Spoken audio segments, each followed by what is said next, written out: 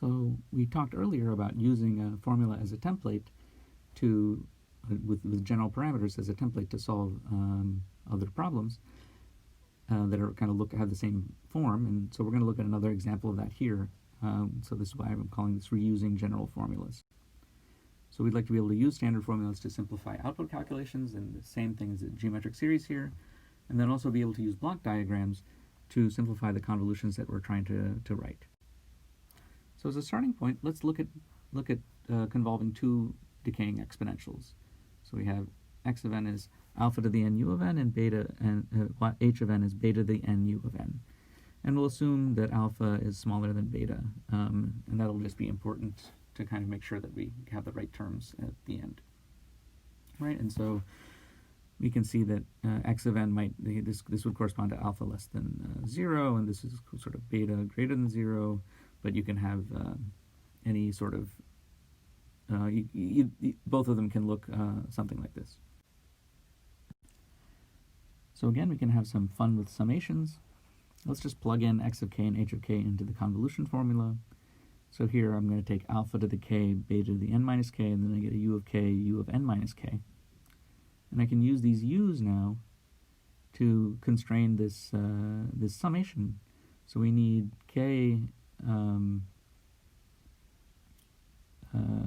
has to be greater than or equal to 0, and the second one says that k has to be less than or equal to n.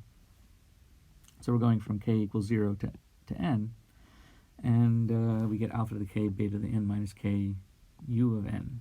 Now notice we're summing over k and not summing over n, so we can pull out this beta over n over here, and we'll get alpha to the k, beta to the minus k, which is the same as alpha over beta to the k. And we just have this u of n that also can get pulled out. So then we just use our geometric, so here we use geometric series,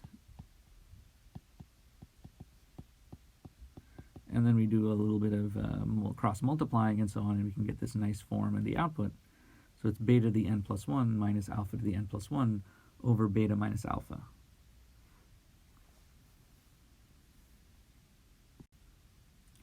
So this formula is very useful. This is, again, a general template that we can use. And it's very useful when we're faced with convolutions which look something like, you have a decaying exponential, and you have some delay, and maybe you have this n plus 2, which is not quite equal to n, and this is n minus 1, which is not equal to n. So the question is, how do you deal with these types of convolutions? And obviously step 0 is to draw a picture, always draw a picture. And this time you want to draw a picture of how you get these signals from signals that you know about. Like, you know how to get alpha to the n u of n, right? You know what to do with that one. But how do you get something that looks like this out of something that looks like this? And that's the question. So how do I process this signal here, to get something that looks like this signal here? So we can write it out. We can say, how did I get my x of n and h of n from the previous example? Right, so first off, I had a u of n minus 1 in the first term and u of n minus 4 in the second term, so we can create those by introducing a delay. So I take a system that has impulse response delta of n minus 1. This is a delay by 1. This is a delay by 4. So it's basically a combination of a delay and a gain. So delay plus gain will give me both x of n and h of n. And here we're looking at the alpha and the beta. Alpha is less than beta in this example. So the question is then, how do I use this block diagram representation to understand what's going on, and how do I convolve x of n and h of n in the end? What does this buy me is a real question. So to combine these, let's define sort of the template functions a of n and b of n, which are our two functions that we know how to convolve together. So we know how to do. So we know a star b, and that is, we have a formula for that. And so now we can write x of n as b convolved with a delay of 1 and a gain. The gain is going to fix up this exponent over here, right? And h is a convolved with a delay convolved with a gain. So since we want to find x star h, it's going to be all this stuff star all this stuff. And then since convolution is commutative, we can gather terms. So we're trying to gather terms. And which terms are we trying to gather? We're trying to gather this. We get this n minus 5, and that comes from the n minus 1, the n minus 4. So this is 4 plus 1. So this is a total delay of 4 plus 1, which is equal to 5. So we have this 5 here. And they have 1 over 2 to the 3 times 1 over 5 to the 3. So that gives me a 1 over 10 to the 3. So this is a total. We can call this the total gain.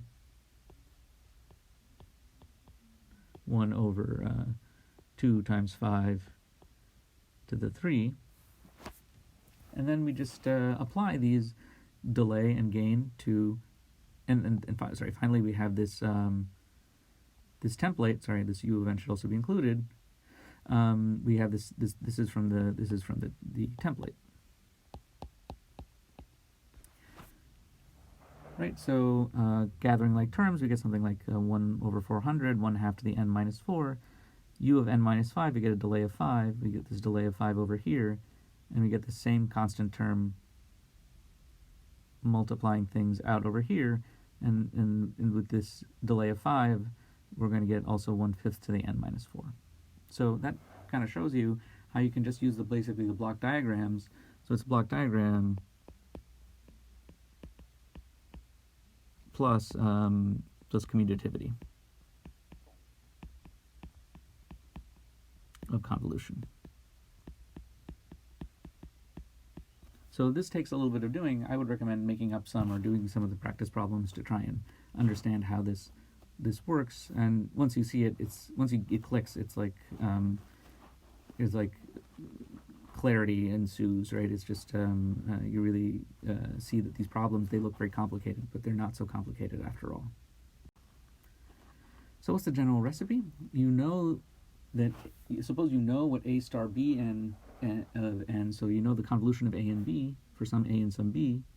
If you can write your h and your x in terms of a and b, pass through some LTI filters, so that is, x is, for example, a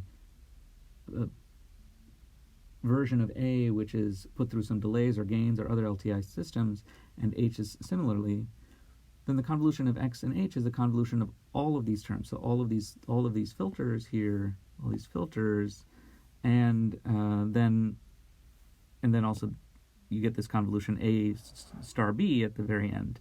So you write the output as a star b passed through the merged LTI filters. And that's the total gain. So this, remember, was the total gain and the total delay. All right, so as always, we should look at some examples to try yourself. So here are a bunch of examples you can try. Try to apply the template, try to apply the tricks. Some of these are a little trickier than others. They have n plus 3, for example, over here, and we have an n plus 2 over here. So you'll have, instead of having to look at delay, you'll have to look at negative delay or advancing the signal. So again, total delay is going to be the sum of the negative and positive delays, but make sure you keep track of the sign so that if things cancel, you can account for that.